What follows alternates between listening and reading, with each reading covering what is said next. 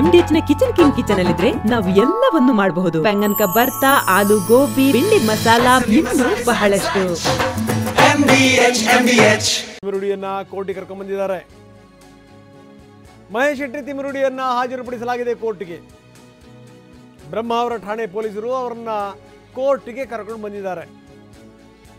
ಜಾಮೀನು ಅರ್ಜಿಯ ವಿಚಾರಣೆ ಶುರುವಾಗಬೇಕು ಉಡುಪಿಯ ಕೋರ್ಟ್ನಲ್ಲಿ. ಇನ್ನು ಸ್ವಲ್ಪ ಹೊತ್ತಿಗೆ ಜಾಮೀನು ಅರ್ಜಿಯ ವಿಚಾರಣೆ ಶುರುವಾಗುತ್ತೆ. ಬ್ರಹ್ಮಾವರ ಠಾಣೆ ಪೊಲೀಸರು ಕೋರ್ಟ್ಗೆ ಕರ್ಕೊಂಡ್ಬಂದಿದ್ದಾರೆ. ಇನ್ನು ಬಾಡಿ ವಾರೆಂಟ್ ಮುಖಾಂತರ SIT ಇವ್ರನ್ನ ವಶಕ್ಕೆ ಪಡೆದರೂ ಕೂಡ ಆಶ್ಚರ್ಯ ಇಲ್ಲ. ಇವತ್ತು ಬೇಲ್ ಸಿಕ್ಕರೂ ಕೂಡ SIT ಇವ್ರನ್ನ ಬಿಡುವಂಥ ಸಾಧ್ಯತೆಗಳು ಕಡಿಮೆ ಇದೆ.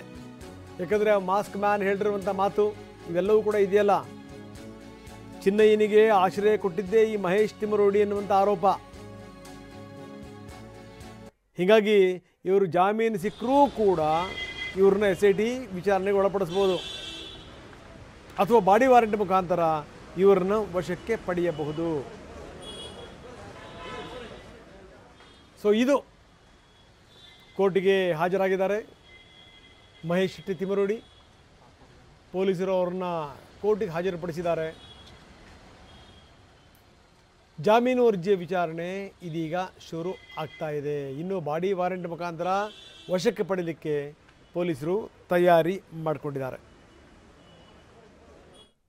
ಒಂದು ಕಡೆಗೆ ಮಾಸ್ಕ್ ಮ್ಯಾನ್ನ 10 ದಿನಗಳ ಕಾಲ SIT ವಶಕ್ಕೆ ಕೊಟ್ಟಿದೆ ಕೋರ್ಟ್. ಇನ್ನೊಂದು ಕಡೆಗೆ ತಿಮರುಡಿಯನ್ನ ಈಗ ಕೋರ್ಟ್ಗೆ ಹಾಜರುಪಡಿಸಲಾಗಿದೆ.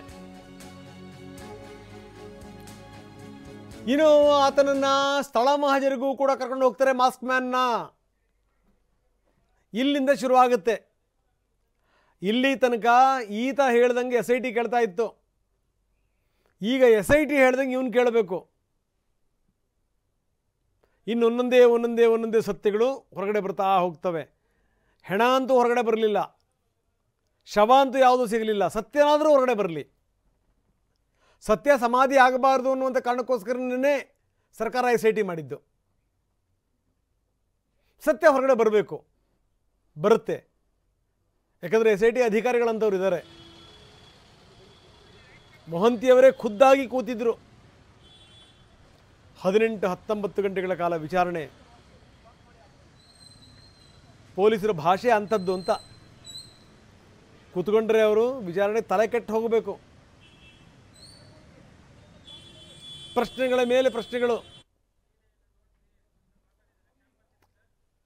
ಇನ್ನು ಈ ಮಾಸ್ಕ್ ಮ್ಯಾನ್ ವಿಚಾರಕ್ಕೆ ಸಂಬಂಧಪಟ್ಟಂಗೆ ಅವನು ಯಾವ ಊರಲ್ಲಿದ್ದ, ಊರಿನ ಜನ ಮಾತಾಡಿದ್ದಾರೆ. ಈತನ ಬಗ್ಗೆ ಆತನ ಹೆಂಡತಿ ಮಾತಾಡಿದ್ರು, ಹಿಂದೆ ನಾವು ತೋರಿಸಿದ್ವಿ. ಈಗ ಊರಿನ ಜನ ಏನು ಹೇಳ್ತಾರೆ ಬನ್ನಿ ನೋಡೋಣ. ಧರ್ಮಸ್ಥಳದಲ್ಲಿ ನೂರಾರು ಶವ ಊತಿಟ್ಟಂಥ ವ್ಯಕ್ತಿ ಮಂಡ್ಯ ಮೂಲದವನು ಅನ್ನುವಂಥದ್ದು ವಿಚಾರ TV9 ಬ್ರೇಕ್ ಮಾಡಿತ್ತು.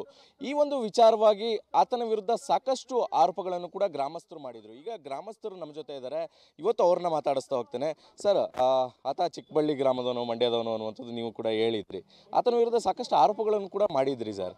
ಆತನ ಕ್ಯಾರೆಕ್ಟರ್ ಸರಿ ಇಲ್ಲ ಅನ್ನುವಂಥದ್ದು. ಇವತ್ತು ಆತನ ಅರೆಸ್ಟ್ ಮಾಡಿದ್ದಾರೆ ಸರ್ ಪೊಲೀಸರು. ಏನು ಹೇಳ್ತೀರಾ ಸರ್? ಅದು ಅವನ್ನ ಅರೆಸ್ಟ್ ಮಾಡಿರೋದು ನನಗೆ ತುಂಬ ಸಂತೋಷ ಆಯಿತು. ಇವನು ರಾಜ್ಯದ ಜನಕ್ಕೆ ಮತ್ತು ದೇಶದ ಜನಕ್ಕೆ ಶಾಕ್ ಕೊಡುವಂಥ ವಿಚಾರ ಮಾಡಿದ್ದಾನೆ ಅವನು. ಇದು ಒಳ್ಳೆಯ ವಿಚಾರ. SIT ಅವರು ಅವನ್ನ ಅರೆಸ್ಟ್ ಮಾಡಿರೋದು ನನಗೆ ತುಂಬ ಸಂತೋಷ ಆಗಿದೆ. ಮುಂಚೆ ಹೇಳ್ತಾ ಇದ್ರಿ ಆತ ಎಷ್ಟು ಕಳ್ತನ ಪ್ರಕರಣ ಇದ್ದ ಮತ್ತು ಜೊತೆಗೆ ನಿಮ್ಗೆ ಎಷ್ಟು ಮೋಸ ಮಾಡಿ ಹೋಗಿದ್ದ ಅಂತೆಲ್ಲ ಹೇಳ್ತಾ ಇದ್ರಿ. ಹಳ್ಳಿನಲ್ಲಿ ನಾನೇ ಅವನಿಗೆ 2 ಹಸುಗೆ SBIನಲ್ಲಿ ಸಾಲ ಕೊಡಿಸಿದ್ದೆ. ಹಸುಗಳನ್ನ ರಾತ್ರಿ ಮಾರಿಬಿಟ್ಟು ದುಡ್ಡು ತಗೊಂಡು ಇಲ್ಲೆಲ್ಲ ಸ್ವಲ್ಪ ಜನಗಳಿಗೆಲ್ಲ ಮೋಸ ಮಾಡಿದ್ದು, ನನಗೂ ಮೋಸ ಮಾಡಿದ್ದ. ಸ್ವಲ್ಪ ಎಲ್ಲ ರಾತ್ರಿ ಹೊರಟೋಗಿ ತಮಿಳ್ನಾಡಲ್ಲಿ ಇರ್ತೀನಿ ಅಂತ ಹೋದ.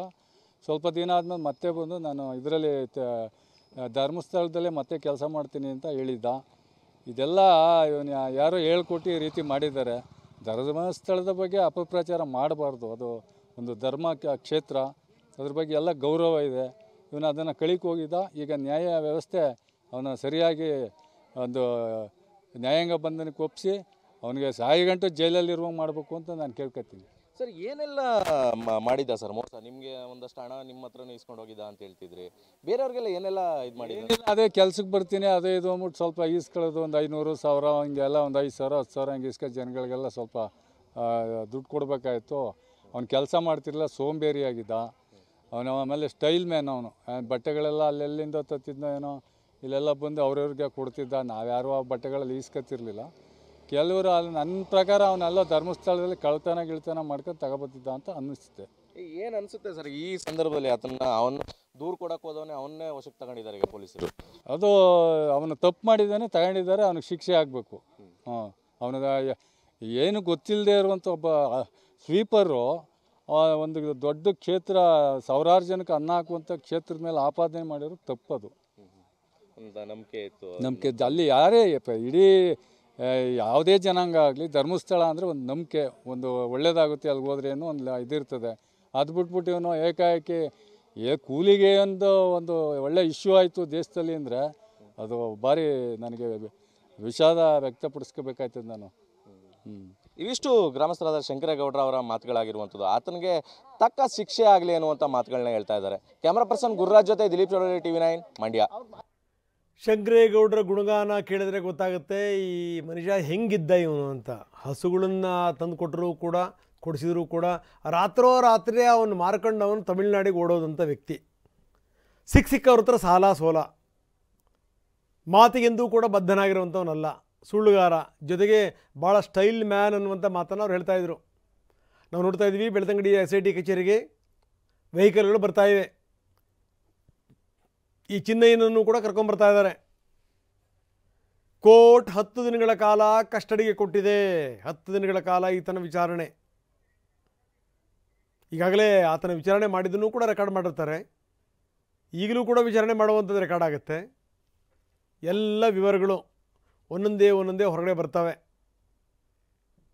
ಸರ್ ನಾವು ತೋರಿಸ್ತಾ ಇದ್ದೀವಿ ಇವನು ಇದ್ದಂಥ ಸ್ಥಿತಿ, ಜೊತೆಗೆ ಇವನು ಮಾಸ್ಕ್ ಹಾಕೊಂಡ ಮೇಲೆ ಆದಂಥ ರೀತಿ. ನನಗನ್ಸುತ್ತೆ ಇವನು ಆಡಿರೋ ಆಟಾಟೋಪುಗಳು, ಇವನೇನಾದರೂ ಈ ರೀತಿ ಜನ ಹೇಳುವಂಥ ಮಾತಲ್ಲಿ ಸತ್ಯ ಇದೆ ಅನ್ನೋದಾದರೆ ಇದೇ ಇವನು ನಿಜವಾದ ರೂಪ. ಈ ಮಾಸ್ಕ್ ಮ್ಯಾನ್ ರೂಪ ಇದೆಯಲ್ಲ ಅದೇ ನಿಜವಾದ ರೂಪ. ಇದು ನಿಜವಾದ ರೂಪ ಅಲ್ಲ ಇದು.